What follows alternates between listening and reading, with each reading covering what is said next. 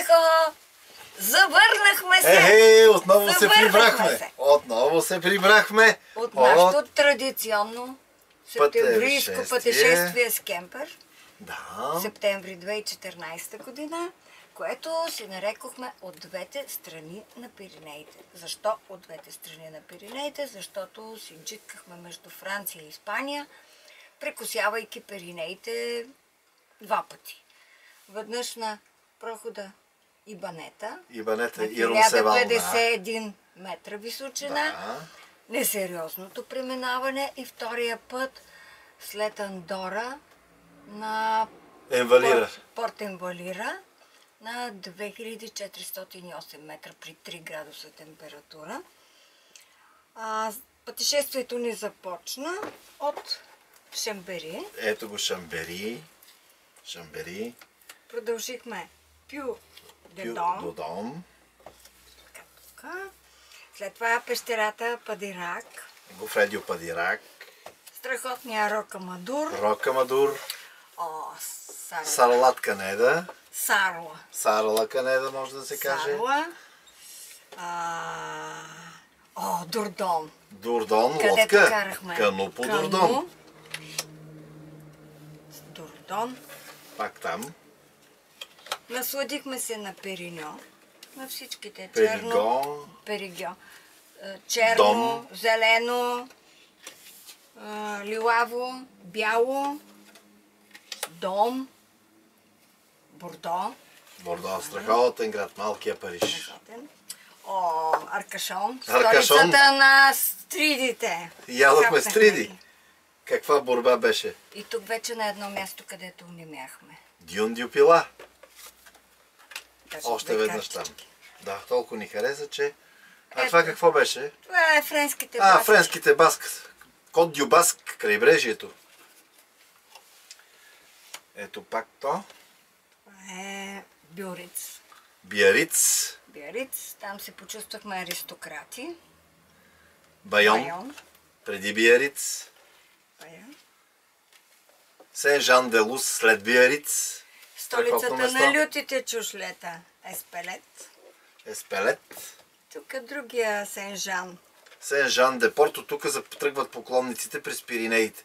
Да прелазват от другата страна през прохода Енвалира. Байон не го ли казахме, бе? Още един Байон. Имаме. Още един Байон. А това е Памплона. Това е от Памплона. И това е от Памплона. Така, продължаваме. Логроньо. Или не знам как се казва. Бургос. Леон. Не Лион, а Леон. Саламанка. Където открихме жабата. Намерихме жабата там, да. Намерихме жабата. Авила. Това е Педраза. Едно добро попадение. Да, това беше много хубаво нещо, ние сме го забравили. Педраза. Да. Сеговия, страшно. Сарагоса. Един манастир с В след него. Един манастир с В, какво беше това? Това не беше Сарагоса, това беше нещо друго беше. Това беше Таразона. Да. Това какво беше вече? Това е Сарагоса. Да. Ето ни в Андора. Още една държава. От Андора през Пиринеите, през разни красотички. Чакай, тук имаше едно много важно нещо. Да, тук е. Испански анклав. Тук е. След Андора, който се казва Ливия. Само, че не го знаем къде е. Имаме картичка на Ливия. Ето, някой е бил в Ливия, я не е бил, ама ние бяхме и там. Ето тази красота, едни скални образования. Това беше с много сложно име и не мога да му го кажа. Орган или нещо такова. Да, не мога да го кажа. Фонтромю. Това също Пиринеите.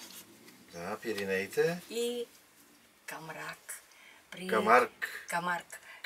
Белите коне, при черните бикове и розовите фламинги. И при циганите. И цигани.